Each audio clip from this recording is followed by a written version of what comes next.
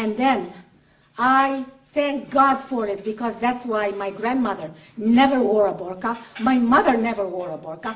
I never wore a burqa in Egypt because of Huda Sha'rawi. But guess what happened? In the 70s, with the Muslim Brotherhood taking over, they have regressed.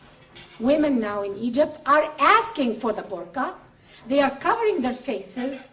They are going back, and when I went to visit Egypt, I couldn't recognize it. I was shocked. What are they doing? I'm seeing Muslims in America who moved to America starting to wear this outfit right here in America for the first time. So a lot of people don't know that we are getting radicalized right here in America when we were not in our homeland. And this is the problem that we're facing now. So this misconception in the West that Muslim women are all united against this Sharia is not true. The few feminists are attacked, they are terrorized, they're driven out of the Arab countries, like a feminist in Egypt who had to leave because of the death threat.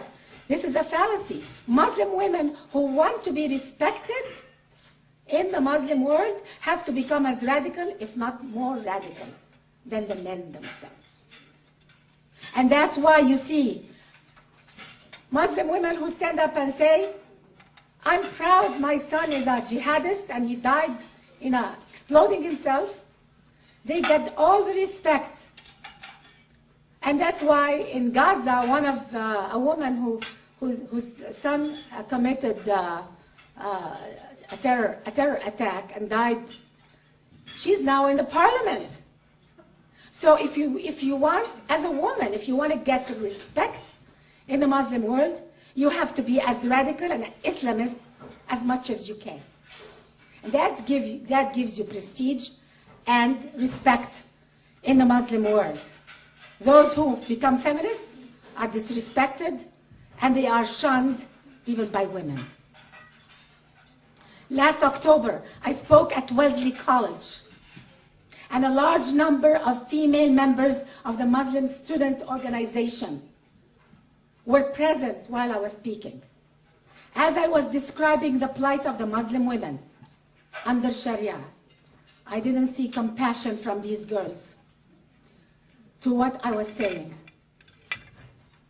The majority of these young Muslim women who were all covered, they were only concerned about defending Sharia when I was criticizing it. They were concerned in discrediting what I was saying, that it's not true, that women are not disrespected. As I was describing the flogging and the stoning, I saw rigid faces looking at me. I saw hardened, unsympathetic hearts. Some were actually making faces at me as I was speaking. How dare you speak against Sharia, Allah's law? One of them was even defending polygamy. She was saying it's in the Quran, and men anyway are not doing it. My family, there is no polygamy in my family, she said. And I asked her, where does your family live? She said, here in America. I said, don't you know in America you're living under the US Constitution that doesn't allow polygamy? You have to try to go to the Middle East and see the tragedies that are happening from polygamy. This educated young girl in her 20s probably doesn't even know what her religion is doing to her fellow Muslim women. All they care about, all these student organizations care about, is to advocate that oppression of women, honor killing, has nothing to do with Islam. They want to say terrorism has nothing to do with Islam. Hate speech has nothing to do with Islam. 9/11, the London and Madrid bombing, has nothing to do with Islam. All they want to tell you is, as to women, they think that Islam honors them, and they say, it's the West. It's the West's fault that they have misconception about Islam, and we should educate the West to clarify all the misconceptions about the religion of peace. That is the agenda of these radical Muslim girls. They want to fix you, not fix what's going on in the Middle East. The Muslim girls that I met that night were not supporting the few Muslim feminists. They were not outraged by Sharia injustice to fellow Muslim women. How can we expect support from American feminists when Muslim women themselves are not outraged? The few of us who are outraged are considered infidels, are considered outrageous. We are the outrageous people, and not the people who are stoning women, unfortunately. Change must come from within in the Muslim world, and it's happening. It's not that depressing. I see some change in the Middle East. I see some change in Arab media, but the change is very little. It's very slow.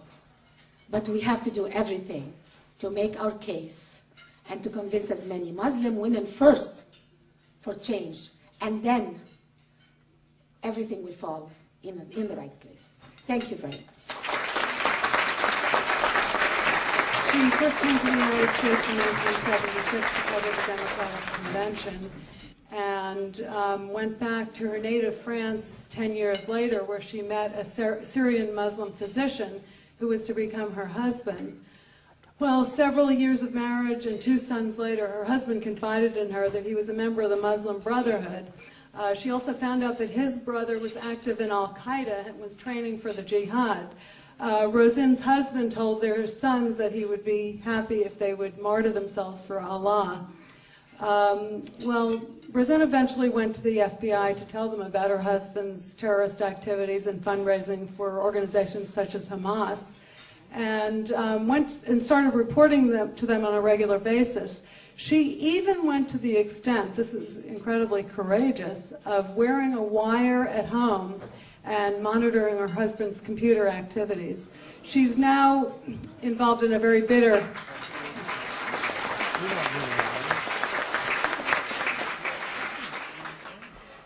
She's involved in a very bitter custody dispute for her younger son, who's here with us today, and is working on a book about her experiences. Rosin Gouaji.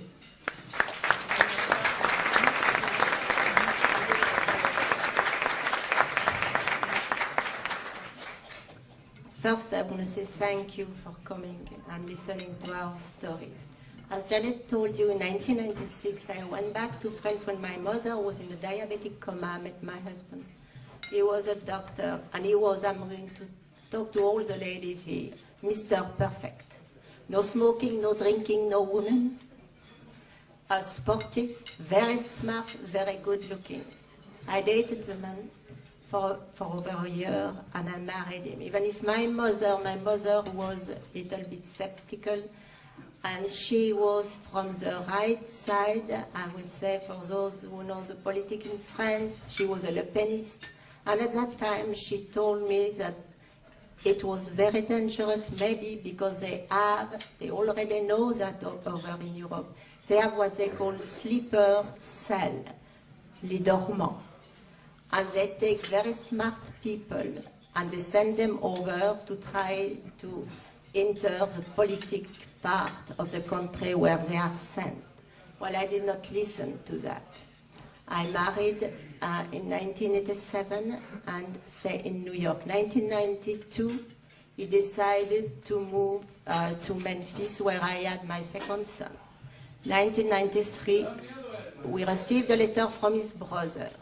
His brother was under a religious visa in Canada, and the letter was written in Arabic, but when my husband read that letter, his face changed, and his face changed forever in 1 minute. It was not the same man. I asked him, he said, well, my brother is going to leave Canada for jihad. And I said, what is jihad? He said, jihad is to be trained in the